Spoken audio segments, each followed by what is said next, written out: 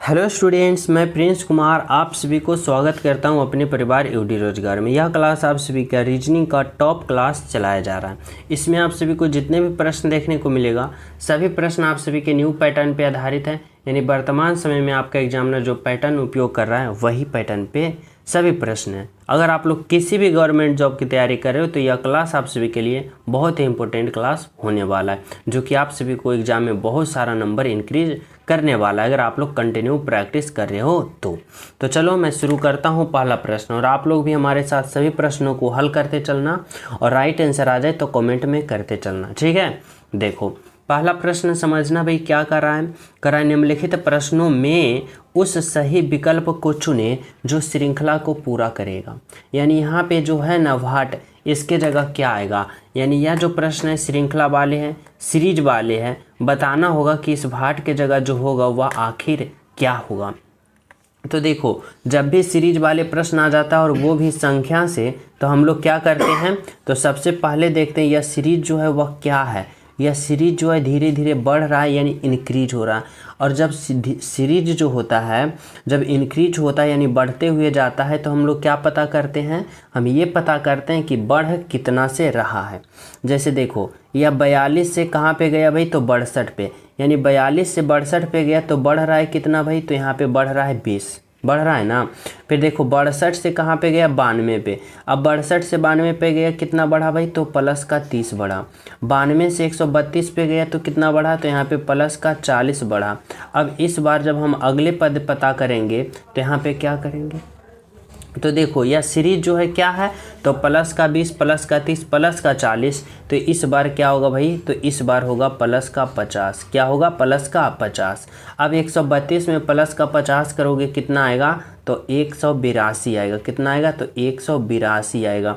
और कौन सा ऑप्शन में है, तो देखो ऑप्शन नंबर बी में है 182, यानी 182 जो है आपका राइट आंसर है और बिल्कुल सही है। ऑप्शन नंबर बी आपका राइट आंसर है, ठीक है, समझ रहे हो। तो चलिए हम सब नेक्स्ट प्रश्न पे। तो देखो 2 नंबर का प्रश्न समझना आप सभी से क्या कहना चाहता है। यह प्रश्न कथन और निष्कर्ष वाले प्रश्न है। देखो तो क्या कथन करा है, अभी कथन करा है कि सभी रंग पेंट है, समझना, और कोई पेंट कुची नहीं है। समझना क्या करा है सभी रंग क्या है भाई, जितने भी यह रंग है ना, यह सभी रंग जो है क्या है भाई, तो सभी रंग जो है वह पेंट है, यानी सभी रंग जो है वह क्या है, तो पेंट के अंदर आ जाएगा, ठीक है। सभी रंग जो है वह क्या है, पेंट है। अब कह रहा है कोई पेंट कुची नहीं है। कुची यहाँ पे मैं क्या लिखता हूँ भाई, तो यहाँ पे समझना, यहाँ पे मैं लिखता हूँ कुची, ठीक है, क्या लिखता हूँ, कुची। अब देखो यहाँ पे जितना भी पेंट है ना वह कुची नहीं, यानी पेंट और कुची में कोई रिलेशन नहीं है, ठीक है। अब आप लोग आ जाओ कहाँ पे, तो आ जाओ निष्कर्ष पे। निष्कर्ष नंबर 1 देखो क्या कर रहा है भाई, समझना। निष्कर्ष नंबर 1 में यहाँ पे आप सभी से पूछना चाहता है, कह रहा है कम से कम कुछ कुची रंग है, कम से कम कुछ कुची, कुची यहाँ है, रंग यहाँ, और कुछ कुची और कुछ रंग कम से कम कुछ हो सकता है, दूर दूर तक नहीं, क्योंकि रंग और कुची में कोई रिलेशन नहीं है, इसलिए निष्कर्ष नंबर 1 गलत होगा। निष्कर्ष नंबर 2 देखो क्या कर रहा है भाई, कह रहा है कोई कुची, कुची यहाँ पे है, रंग कहाँ पे, यहाँ पे, कह रहा है कोई कुची रंग नहीं है, और कुची और रंग में कोई रिलेशन नहीं है, यानी क्या होगा, तो निष्कर्ष नंबर 2 बिल्कुल सही होगा। यानी क्या राइट आंसर आपका होगा, तो केवल और केवल क्या सही है भाई, तो केवल और केवल 2 सही है, यानी आपका right answer option number B होगा, बिल्कुल सही, बिल्कुल सत्य, ठीक है, समझ पा रहे हो ना। तो चले नेक्स्ट पे। देखो 3 नंबर का प्रश्न समझना क्या कर रहा है। देखो 3 नंबर का प्रश्न में आप सभी से पूछना चाहता है आपका एग्जामिनर कि 40 व्यक्ति की एक पंक्ति में राम बाएं से 25वें स्थान पर है, तो राम दाएं से किस स्थान पर होगा। देखो बहुत ही इंपॉर्टेंट प्रश्न है, करा है ना कि टोटल एक पंक्ति में कितना व्यक्ति है भाई, तो एक पंक्ति में 40 व्यक्ति है, ठीक है। अब कह रहा है राम जो है ना बाएं स्थान से, यानी बाएं से कैमा स्थान पे है भाई, तो 25वां स्थान पे, ठीक है। तो पूछ रहा है कि दाएं से जो होगा ना वह कैवा स्थान पे होगा। तो ऐसे वाले प्रश्नों को हम क्या करते हैं, तो बहुत ही सिंपल ट्रिक से इसे हल करते हैं। क्या होता है इसका ट्रिक भाई, तो ये होता है कि टोटल व्यक्ति यानी पंक्ति में जितना व्यक्ति हो और प्लस टोटल व्यक्ति बराबर क्या होता है भाई, तो यानी बाएं और प्लस का दाएं या फिर दाएं प्लस का बाएं कर लो। तो देखो यहाँ लेफ्ट होगा प्लस का राइट होगा और फिर क्या करना है, माइनस का वन करना है। ठीक है, ये इसका ट्रिक होता है। अब देखो क्या दे रखा है, तो 40 व्यक्ति यानी टोटल व्यक्ति की संख्या 40 दे रखा है। ठीक है, हमें क्या दे रखा है, तो भाई तो बाएं से कितना है, तो 25 यानी लेफ्ट से कितना है भाई, तो 25 है। ठीक है, और प्लस का, और हमें पता करना है तो राइट साइड यानी दाएं से, तो आर होगा और फिर क्या करना है, माइनस का वन होगा। ठीक है, अब देखो यह माइनस का वन जो है इधर में आ जाएगा प्लस का वन यानी 40 प्लस का 1 41, और यह जो 25 जो है प्लस में इधर आ जाएगा माइनस में। ठीक है, और बराबर क्या हो जाएगा भाई, तो यहाँ पे दाएं यानी राइट साइड। अब देखो 41 में जब 25 को घटाओगे कितना प्राप्त हो जाएगा, तो यहाँ पे 16 प्राप्त हो जाएगा। यानी राम का जो स्थान होगा दाएं से कैवा स्थान होगा भाई, तो राम का जो यहाँ पे दाएं से स्थान होगा वह 16वां होगा, जो कि आपका राइट आंसर क्या है, तो ऑप्शन नंबर यहाँ पे क्या है, तो बी है, जो कि बिल्कुल सही है, बिल्कुल सत्य है। ऑप्शन नंबर यहाँ पे बी है। ठीक है, समझ पा रहे हो सभी विद्यार्थी। तो चले नेक्स्ट पे देखो, 4 नंबर का प्रश्न समझना आप सभी से क्या कहना चाहता है आपका एग्जामिनर। करा स्तनपायी, कुत्ता और चमगादड़, यानी आप सभी को स्तनपायी, कुत्ता और चमगादड़ में वो ऑप्शन का चयन करें ताकि इन तीनों का एक साथ सही संबंध बता सकें। क्या हो, तो एक साथ तीनों का सही संबंध बता सके। कैसे पता करोगे, समझना। यहाँ पे क्या है भाई, तो स्तनपायी है, कुत्ता है और चमगादड़ है। समझना, अगर हम सबसे पहले स्तनपायी के लिए गोला बनाते हैं, क्या भाई, तो स्तनपायी के लिए हम एक गोला बनाते हैं। समझना, अब देखो यह जो कुत्ता है ना, कुत्ता जो होता है वह किस वर्ग के अंदर आ जाता है भाई, या किस प्रजाति के अंदर आ जाता है, तो स्तनपायी, यानी स्तनपायी के अंदर कौन आ जाएगा भाई, कुत्ता। चमगादड़ की बात करें तो चमगादड़ भी स्तनपायी के अंदर आ जाएगा, यानी ये भी अंदर आ जाएगा। अब ऐसा फिगर कौन सा भी, तो ऑप्शन नंबर बी जो है आपका राइट आंसर है। अब चमगादड़ सोचोगे ये तो पक्षी है, लेकिन ये पक्षी है तो ये क्या होता है कि ये बच्चे को जन्म देती है और वह अपने बच्चे को दूध पिलाती है, इसलिए क्या हो जाएगा, तो स्तनपायी वर्ग में आ जाएगा, और कुत्ता भी स्तनपायी वर्ग में। बोले तो ऑप्शन नंबर बी जो होगा आपका राइट आंसर होगा। ठीक है, और जो स्टूडेंट क्लास पे न्यू हो तो चैनल सब्सक्राइब करके बेल आइकन प्रेस जरूर कर लेना, ताकि सभी क्लास का नोटिफिकेशन आप सभी को टाइम टू टाइम मिलता रहे। ठीक है, और सभी स्टूडेंट क्लास को लाइक कर देना। चलो देखो 5 नंबर का प्रश्न समझना भाई क्या कर रहा है। करा प्रश्न में दिए गए विकल्पों में से सही विकल्प का चयन करें। सही विकल्प का चयन करना है, बताना है कि जिस प्रकार अस्तबल का संबंध घोड़ा से है, समझना, जिस प्रकार अस्तबल का संबंध घोड़ा से है उसी प्रकार यहाँ पे कौन सा ऑप्शन होगा जो आपका राइट आंसर होगा। क्या करोगे भाई, कैसे पता करोगे, तो समझना, इस प्रकार से आप लोग समझना। करा अस्तबल और घोड़ा। अब देखो यहाँ पे इस तरह से आप लोग समझना कि घोड़ा के रहने के स्थान को क्या कहा जाता है भाई, तो अस्तबल कहा जाता है। इस तरह से समझना, जहाँ घोड़ा को बांधा जाता है या घोड़ा को रखा जाता है उसे हम क्या कहते हैं, तो अस्तबल कहते हैं। अब ऐसा लॉजिक से कौन सा ऑप्शन फॉलो कर रहा है भाई, तो देखो बछड़ा को जहाँ रखा जाता है उसको गाय कहते हैं, नहीं। कलम को जहाँ रखा जाता है वो निप कहते हैं, नहीं। कबूतर को जहाँ रखा जाता है उसे शांति कहते हैं, नहीं। लेकिन क्या हुआ यहाँ पे ये option number C right answer होगा। कार को जहाँ रखा जाता है उसे गैरेज कहते हैं। यानी यहाँ पे जो राइट आंसर आएगा कौन आएगा भाई, तो ऑप्शन नंबर सी वाला आएगा, जो कि क्या है आपका राइट आंसर। ठीक है, समझ पा रहे हो सभी विद्यार्थी यहाँ तक। तो चले अगले प्रश्नों पे। तो देखो अगला प्रश्न आप लोग समझना क्या कर रहा है भाई, तो 6 नंबर का प्रश्न। 6 नंबर का प्रश्न जो है वह डायरेक्शन वाले प्रश्न है, दिशा वाले प्रश्न है, और यहाँ पे आप सभी को बताना होगा और सोचना होगा इस तरह से। देखो सबसे पहले आप लोग को कुछ पॉइंट याद होना चाहिए, जैसे कि ये पॉइंट सभी के माइंड में सेट होना चाहिए। ऊपर की ओर उत्तर कहते हैं, नीचे की ओर दक्षिण कहते हैं, इस तरफ को हम लोग पूर्व कहते हैं और इस तरफ को हम लोग पश्चिम कहते हैं। ठीक है, समझ रहे हो। अब हमारा एग्जामिनर हमसे पूछना क्या चाह रहा है ये समझना। कह रहा है सीखा कोई लड़की का नाम है, 5 किलोमीटर पूर्व की ओर चली। शिखा को मैं यहाँ पे रखता हूँ, ठीक है, और 5 किलोमीटर पूर्व की ओर चली यानी इधर चली, ठीक है। 5 किलोमीटर और पहुँच गई कहाँ पे भाई, तो यहाँ पे करा। फिर दाएं मुड़ गई और 3 किलोमीटर चली। यहाँ पे जब आई ना तो यहाँ से कहाँ मुड़ी भाई, तो दाएं, और दाएं मुड़ेगी तो कहाँ आएगी, यहाँ पे, और कितना चली, तो 3 किलोमीटर चली, ठीक है। करा फिर वे बाएं मुड़कर 4 किलोमीटर चली। यहाँ आई ना तो यहाँ से बाएं मुड़ेगी, अब बाएं मुड़ेगी तो किधर चलेगी, इधर चलेगी, और कितना चली भाई, तो 4 किलोमीटर कहाँ चली, तो बाएं चली, ठीक है, ठीक है, और पहुंच गई यहाँ पे, बिल्कुल। करा अंत में वे बाएं मुड़कर 3 किलोमीटर चली। यहाँ पे जब आई ना तो बाएं मुड़ गई, अब बाएं मुड़ेगी तो कहाँ आएगी भाई, तो यहाँ पे आएगी, और यहाँ पे कितना चली, तो 3 किलोमीटर यहाँ पे भी चली, ठीक है। अब देखो आपका एग्जामिनर क्या पूछ रहा है, करा शुरुआती बिंदु के संदर्भ में शिखा किस दिशा में। तो देखो शुरुआती बिंदु यहाँ पे है और शिखा है कहाँ पे भाई, तो इस दिशा में, यहाँ पे है। अब शुरुआती बिंदु के संदर्भ में बताना है तो इस दिशा में, और इस दिशा को आप लोग क्या कहते हो, पूर्व दिशा। बोले तो ऑप्शन नंबर बी आपका राइट आंसर होगा, पूर्व दिशा में है, ठीक है। समझ रहे हो यहाँ तक सभी विद्यार्थी। तो चले हम सब अगले प्रश्नों पे।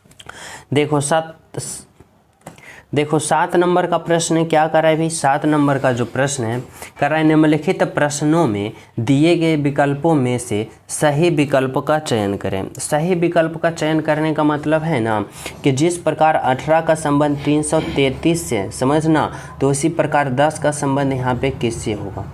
तो पहले आप लोग को ये पता करना होगा कि ये 18 जो है ना, 18 से 333 आया तो आया कैसे, समझ रहे हो, ये लॉजिक आप लोग को पता करना है। तो समझो, अगर मैं 18 से 333 लाने की कोशिश करते हैं, अगर 333 हमें नहीं आता है तो उसके अगल बगल यानी उसके करीब में पहुंचना है।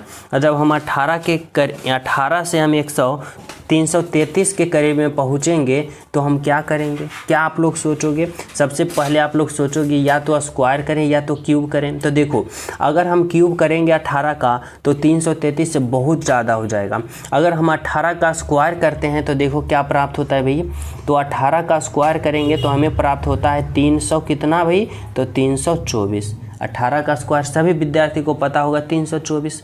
अब 324 नहीं, 300 हमें 33 लाना है, तो 324 में क्या करें, तो प्लस का 9 करेंगे। अब 324 में प्लस का 9 करेंगे, 9 4 13 और 3 और 3, देखो 333 आया।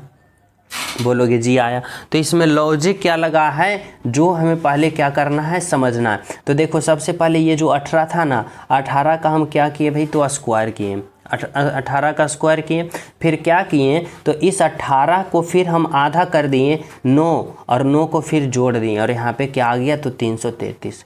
अब यही लॉजिक सेम टू सेम इसमें अप्लाई करना है, यानी 10 से जब हम अगले पद को निकालेंगे तो क्या करेंगे भाई, सबसे पहले इस 10 का वर्ग करेंगे, 10 का स्क्वायर करेंगे, और 10 का स्क्वायर सभी विद्यार्थी को पता होता है 100 होता है, यानी 100 होता है।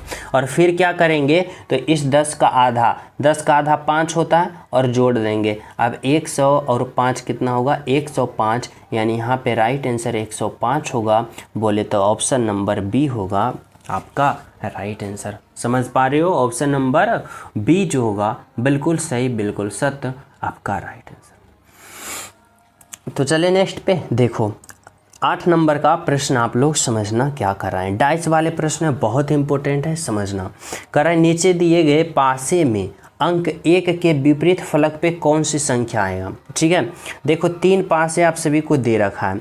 अब इन तीनों पासों में आप सभी से पूछा गया है कि 1 का विपरीत पता करो कि 1 का विपरीत क्या होगा। और जब भी इस तरह से पासा दे दिया जाए और एक किसी भी यहाँ पे स्थिति का विपरीत पूछे, उल्टा पूछे, तो आप लोग क्या रूल अप्लाई करते हो। सबसे पहला रूल आपका ये होता है कि आप लोग यहाँ पे किसी भी 2 पासे को आप लोग उठा लो, किसी भी 2 पासे को उठा लो, 1 2 2 3 3 1, किसी को भी। तो चलो हम क्या करते हैं यहाँ पे, तो यहाँ पे हम पासा 2 और पासा 3 को लेके चलते हैं। अब 2 पासा आप लोग ले लेने के बाद आप लोग क्या करते हो, तो उसमें देखते हो कि कौन कौन स्थिति कॉमन है। कॉमन का मतलब कि दोनों में सेम हो। तो देखो यहाँ भी 2 है, यहाँ भी 2 है, यहाँ भी 5 है, यहाँ भी 5 है, यानी इन दोनों पासा में कितने कितने स्थिति कॉमन दिखा भाई, तो यहाँ पे 2 2 स्थिति आप सभी को कॉमन दिखा। समझना, दो दो स्थिति आप सभी को कॉमन दिखा। और कौन कौन कॉमन नहीं दिखा तो बोलोगे यहाँ पे 6 जो है और 1 जो है ये दोनों कॉमन नहीं दिखा। यानी यहाँ पे कहने का मतलब है ना कि 1 का विपरीत 6 होगा और 6 का विपरीत 1 होगा। जब दो पासा में दो दो स्थिति कॉमन दिखी है और जो तीसरा नहीं दिखता वह एक दूसरे का विपरीत होता है। और हमारा एग्जामिनर यहाँ पे पूछ रखा है कि 1 का विपरीत, तो देखो 1 का विपरीत 6, बोले तो ऑप्शन नंबर यहाँ पे ए होगा, बिल्कुल सही होगा। किसी भी विद्यार्थी को कोई डाउट नहीं होना चाहिए, समझ रहे हो ना, समझ गए हो सभी। तो चले नेक्स्ट पे, देखो समझना क्या कर रहा है भाई। तो 9 नंबर का प्रश्न, 9 नंबर का प्रश्न देखो, ब्लड रिलेशन का प्रश्न बहुत इंपॉर्टेंट है, समझना। यहाँ पे बहुत ही सिंपल लैंग्वेज में समझाऊंगा। यहाँ पे कह रहा है राम ने सीता का परिचय कराते हुए कहा। देखो यहाँ पे राम और सीमा, सॉरी माफ़ कीजिएगा, सीमा है, राम और सीमा, यहाँ पे 2 व्यक्ति है। कौन कौन है भाई, तो एक राम है, ठीक है, एक कौन है भाई, तो एक राम है, और एक कौन है भाई, तो एक सीमा है, ठीक है, राम और सीमा। अब यहाँ पे क्या कर रहा है भाई, प्रश्न को समझना क्या कर रहा है, आप लोग समझो। देखो कर रहा है राम ने सीमा का परिचय कराते हुए कहा, राम जो है सीमा का परिचय कराते हुए क्या कहा भाई, कह रहा है कि इसकी माँ यानी सीमा की जो माँ है, इसकी माँ मेरी सास की यानी राम की सास की यानी मेरी सास की इकलौती पुत्री है। यानी सीमा की जो माँ है ना, राम के सास की ये कौन है भाई, तो इकलौती पुत्री है, इकलौती पुत्री है, यानी एक ही पुत्री है, समझना, इकलौती पुत्री है। अब देखो यहाँ पे आपका एग्जामिनर जो है वह क्या कहना चाहता है, कर रहा है तो राम का सीमा से क्या संबंध है, यानी सीमा जो है राम को क्या कहेगा। अब देखो यहाँ पे इस तरह से समझना कि राम के सास की इकलौती पुत्र कौन है भाई, तो सीमा की माँ, यानी सीमा की जो माँ है वह राम का कौन है भाई, तो राम का पत्नी है। राम का पत्नी कौन हो गया, तो सीमा की माँ। और सीमा जो है राम को क्या कहेगा भाई, तो माँ के पति को क्या कहा जाता है, तो पिता कहा जाता है। यानी सीमा जो है माँ के पिता को यानी राम को क्या कहेगा, तो राम को क्या कहेगा भाई, तो पिता कहेगा। यानी ऑप्शन नंबर 1 होगा आपका राइट आंसर, ठीक है। राम के सास की इकलौती पुत्री कौन है, तो सीमा की माँ, यानी सीमा जो है राम को क्या कहेगा, तो पिता कहेगा। आपका बिल्कुल राइट आंसर है, ठीक है, समझ रहे हो। तो चलिए नेक्स्ट पे देखो,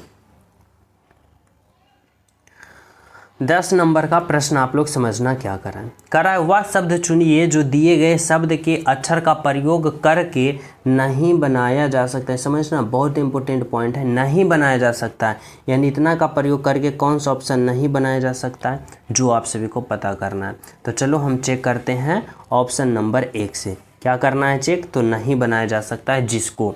तो ऑप्शन 1 में क्या कर रहा है भाई, तो IMPASS, देखो IMPASS है, IVE, आई है, भी की बात करें तो देखो इसमें भी कहीं ओवरऑल कहीं भी दिख रहा है, कहीं भी नहीं दिख रहा है। यानी ऑप्शन नंबर 1 ही जो है नहीं बनाया जा सकता है और यही आपका राइट आंसर है। वही तो करा है, जो नहीं बनाया जाएगा ना वही को चुनिए।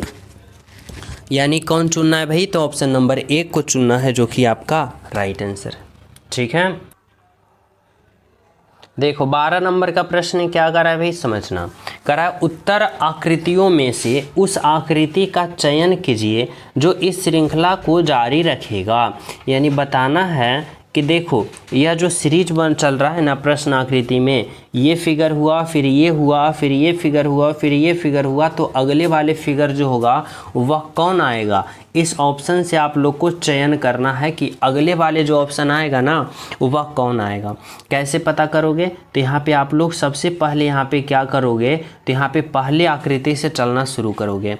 अब हम पहले आकृति में बात करें और दूसरे आकृति को देखें तो इसमें क्या डिफरेंट हो रहा है भाई, यानी रेखा का परिवर्तन कर रहा है। कैसे कर रहा है, तो देखो यहाँ पे कितना रेखा है, तो एक रेखा और एक दो रेखा, यानी दो रेखा मिलके ये आकृति बना है। एक रेखा यहाँ पे बना, एक रेखा यहाँ पे, दो रेखा, ठीक है। फिर देखो एक रेखा, दो रेखा, तीन रेखा, यहाँ पे कितने रेखा बना, तीन रेखा।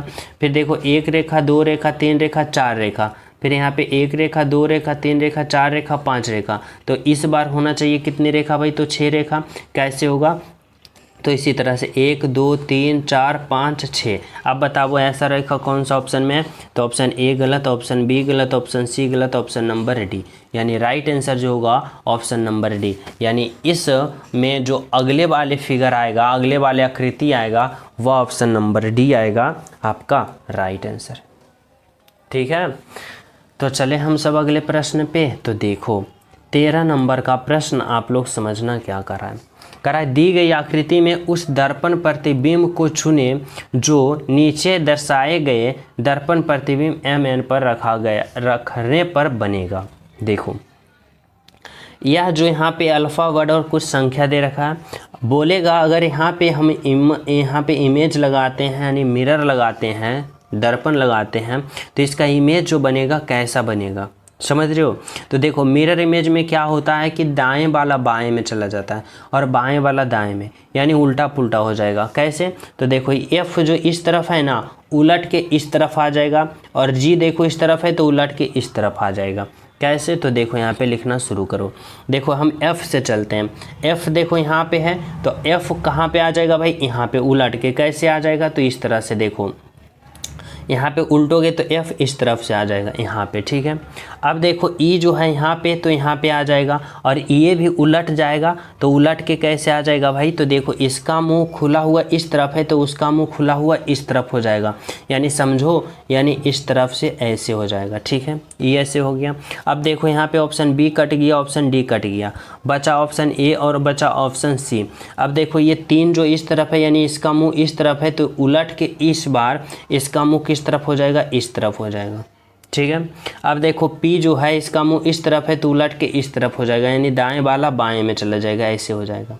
7 देखो ऐसे है तो उलट के ये कैसे हो जाएगा? ऐसे हो जाएगा, समझना, ऐसे हो जाएगा। और ऐसा ऑप्शन कौन सा है? तो ऐसा ऑप्शन देखो यहाँ पे देखो, यहाँ पे F तो है, यहाँ पे ऑप्शन ए और सी में देखना, क्योंकि ऑप्शन बी और डी कट गया, तो F देखो सही है, E और E सही है, 3 और 3 सही है। देखो यहाँ पे P और Q, हमें यहाँ पे P कैसा प्राप्त हुआ समझना। यहाँ पे देखो ना, यहाँ पे देखो ये P जो है ना इसका मुंह इस तरफ है, हमें करना है उलट के इस तरफ मुंह, यानी ये P हो जाएगा किस तरफ? इस तरफ। अब ऐसा देखो कौन सा ऑप्शन है? तो ऑप्शन नंबर देखो ए में ऐसा है, लेकिन ऑप्शन हम बात करें ऑप्शन नंबर सी में तो ऐसा नहीं है, यानी क्या हो गया? ऑप्शन नंबर सी गलत हो गया। तो यहाँ पे ओनली वन ऑप्शन नंबर कौन बचा? तो ऑप्शन नंबर ए बचा, यानी सिंपल सा यहाँ पे क्या एरर पता चला? तो यहाँ पे P में पता चला। ठीक है, ऑप्शन नंबर ए आपका राइट आंसर है। तो चले हम सब नेक्स्ट प्रश्न पे। तो देखो अगला प्रश्न आप लोग समझना क्या कर रहा है। तो 14 नंबर का प्रश्न कर रहा है जो प्रश्न आकृति में प्रश्न चिन्ह के स्थान पर सही समायोजित हो सके उसे चयन करो। यानी बताना है, देखो यह प्रश्न आकृति है, ये उत्तर आकृति है, यहाँ पे बताना है कि कौन सा फिगर आएगा, वे आप सभी को पता करना है। कैसे करोगे, कैसे समझोगे? तो देखो यहाँ पे सबसे पहले फिगर नंबर 1 में देखो क्या कर रहा है। तो देखो यहाँ पे समझना बहुत ही सिंपल है, लॉजिक लगा हुआ। ये क्या है भाई? तो ये चतुर्भुज है, चतुर्भुज है। फिर इस चतुर्भुज के अंदर देखो यहाँ पे इस कोने पे क्या है भाई? तो एक त्रिभुज लटका हुआ है, समझना। यहाँ पे क्या? एक त्रिभुज लटका हुआ है।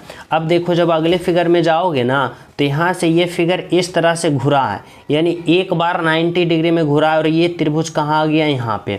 अब ये जो आकृति है इस तरह से घुरा और ये त्रिभुज कहाँ पे आ गया भाई? तो यहाँ पे। ठीक है, और इसको जब इस तरह से घुराओगे तो ये त्रिभुज कहाँ आ जाएगा भाई? तो ये त्रिभुज आ जाएगा यहाँ पे, यानी यहाँ पे ऑप्शन नंबर डी पे। यानी right answer option number A गलत, ऑप्शन बी गलत, ऑप्शन सी गलत, ऑप्शन नंबर डी। यानी यहाँ पे जो फिगर आएगा ना ऑप्शन नंबर डी आपका आएगा, जो कि राइट आंसर है और बिल्कुल सही है। समझ रहे हो? तो चले नेक्स्ट पे। देखो 15 नंबर का प्रश्न समझना भाई क्या कर रहा है। कह रहा है किस उत्तर आकृति में प्रश्न आकृति यानी निर्हित है यानी समाहित है। देखो यहाँ पे ये फिगर कुछ दे रखा है इस तरह से। अब बताना है कि कौन सा ऑप्शन में ये फिगर जो है ना यह समाहित है यानी सम्मिलित हुए। तो देखो बहुत ही कंफ्यूज करने वाले प्रश्न हैं, आप लोग बहुत सारे स्टूडेंट गलत कर देंगे, समझना।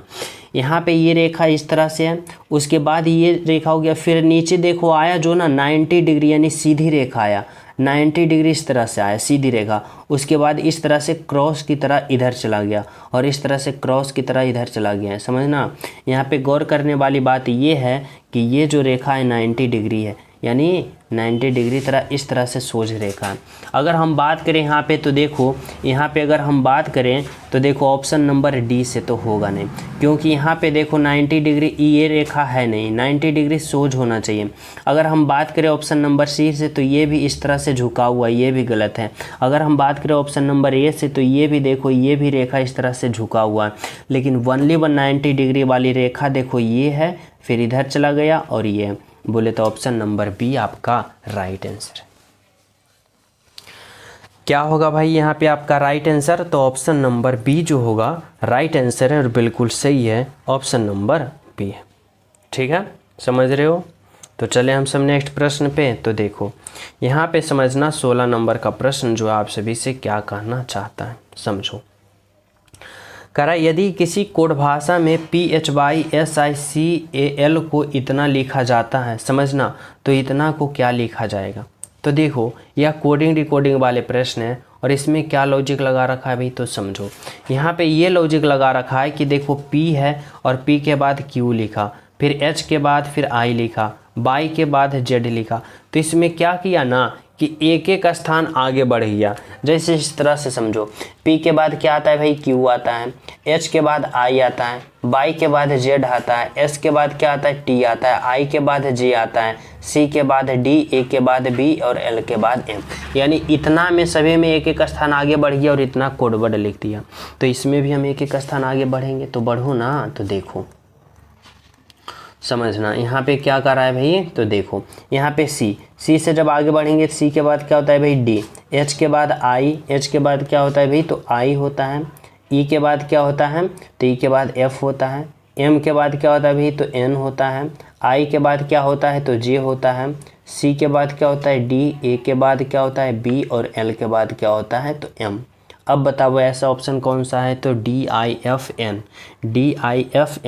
देखो ऑप्शन नंबर यहाँ पे क्या दिख रहा है, DIFN, फिर क्या है J और D, यानी बोले तो ऑप्शन नंबर सी।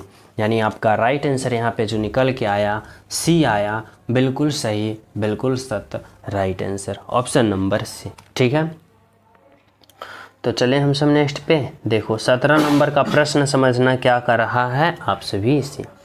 करा इन चारों में से 3 किसी एक प्रकार से समान है, अतः विषम को चुने। विषम को चुनना है, यानी बताना है कि यहाँ पे 4 ऑप्शन में से कौन सा ऑप्शन एक सबसे अलग है, विषम है, उसको पहचान करना। कैसे करोगे समझो।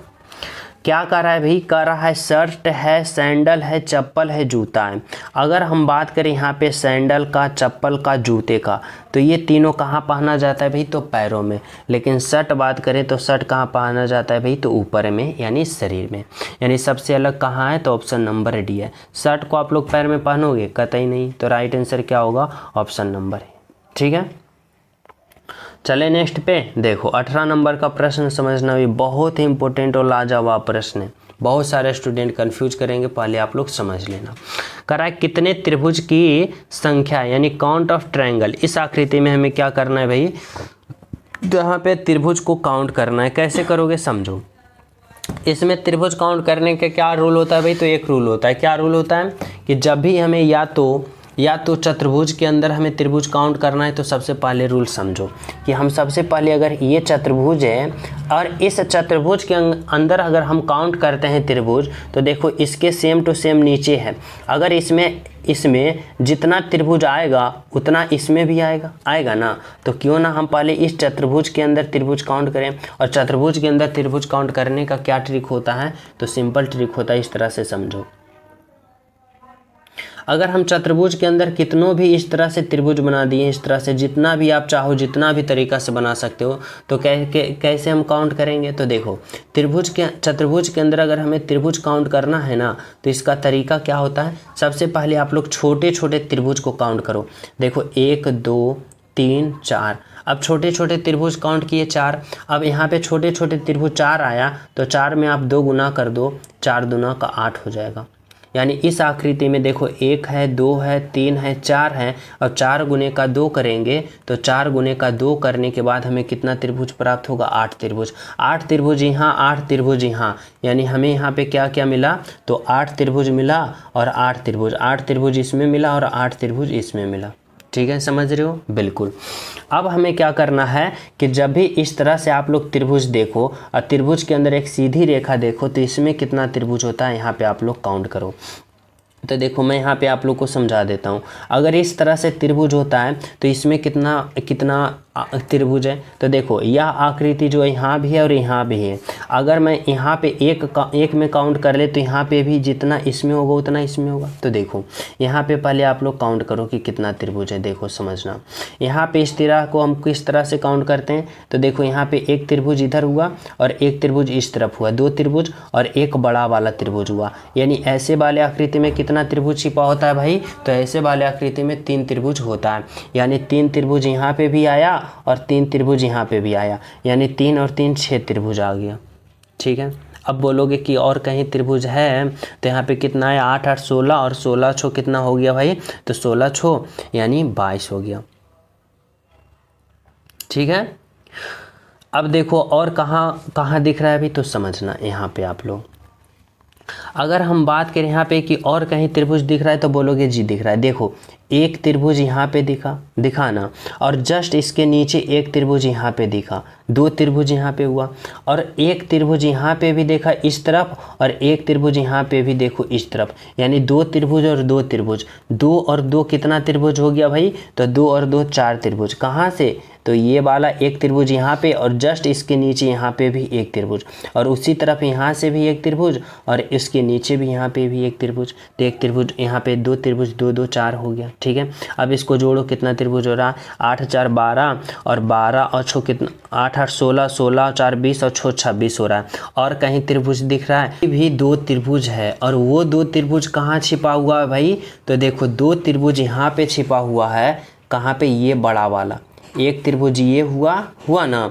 और एक त्रिभुज जस्ट इसका अपोजिट यहाँ पे, एक त्रिभुज यहाँ पे, यानी 2 त्रिभुज और हुआ। अब आप लोग क्या करो तो इसे काउंट कर लो।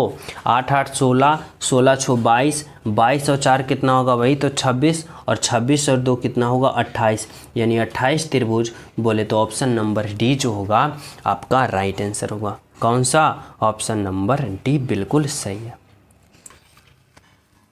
19 नंबर का प्रश्न समझना भाई, इसमें क्या कर रहा है कि किसी निश्चित कोड भाषा में घटाव को गुना प्रदर्शित करता है, भाग को जोड़ को भाग और फिर क्या करे भाई? तो गुना को घटाव, तो इतना का मान क्या होगा? तो देखो जैसे जैसे हमें कर रहा है ना वैसे वैसे करना है। यहाँ पे कितना है भाई? तो 19 है। फिर देखो क्या है? भाग को क्या करा है भाई? तो भाग को जोड़ प्रदर्शित करता है 2। फिर देखो घटाव को गुना करता है तो गुना होगा 35। फिर देखो क्या है? जोड़ को क्या कर रहा है? भाग कर रहा है तो भाग होगा 10। फिर देखो गुना को क्या कर रहा है भाई? घटाव, तो घटाव करो। अब आप लोग क्या करो तो इसे हल करो। कैसे? तो बोर्ड मास का प्रयोग करते हुए, यानी पहले भाग फिर गुना फिर जोड़ और अंत में घटाव। तो देखो यहाँ पे क्या होगा? 19 प्लस का 2 गुने का क्या होगा? 35 और भाग में है 10 तो बटा में आ जाएगा 10 और माइनस का 6। अब यहाँ पे आप लोग क्या करो तो कटम कुटी करो। देखो 2 से कटेगा 5 मरतम, 5 से कटेगा 7 मरतम। ठीक है, अब 19 और 7 को जोड़ेंगे तो 19 और 7 कितना होगा भाई? तो 19 और 7 26, 9 7 16 और 1 क्या होगा? तो 2 यानी 26 और माइनस का क्या होगा भाई? 16, माइनस का होगा 6, यहाँ पे 6 है ना तो माइनस का 6 होगा। अब आप लोग क्या करो तो 26 में से 6 को घटा दो, क्या प्राप्त होगा भाई? 20 प्राप्त होगा, यानी 20। बोले तो ऑप्शन नंबर क्या होगा? तो आपका राइट आंसर होगा, क्या होगा? ऑप्शन नंबर 1 होगा। समझ रहे हो? तो चलिए नेक्स्ट पे देखो। 20 नंबर का प्रश्न समझना भी, यहाँ पे क्या कर रहा है आप सभी से कर रहा है, निम्नलिखित श्रृंखला में प्रश्न चिन्ह के जगह पे आने वाले अक्षर का चयन करें। यानी बताना है कि इस भाट के जगह क्या होगा, और यह सीरीज वाले प्रश्न है, अल्फ़ावर्ड से सीरीज है। और इस प्रश्न का राइट आंसर सभी विद्यार्थी होमवर्क के रूप में कॉमेंट में ज़रूर बताना कि इस प्रश्न का राइट आंसर क्या होगा। ठीक है, और जो स्टूडेंट न्यू हो तो चैनल सब्सक्राइब करके बेल आइकन प्रेस कर देना, और सभी प्रिय स्टूडेंट क्लास को ज़्यादा से ज़्यादा शेयर कर करना और अंत में प्यारा सा कमेंट जरूर करना इस क्लास के बारे में। मिलते हैं आप सभी को अगले क्लास में, जब तक सभी को हमारे तरफ से जय हिंद।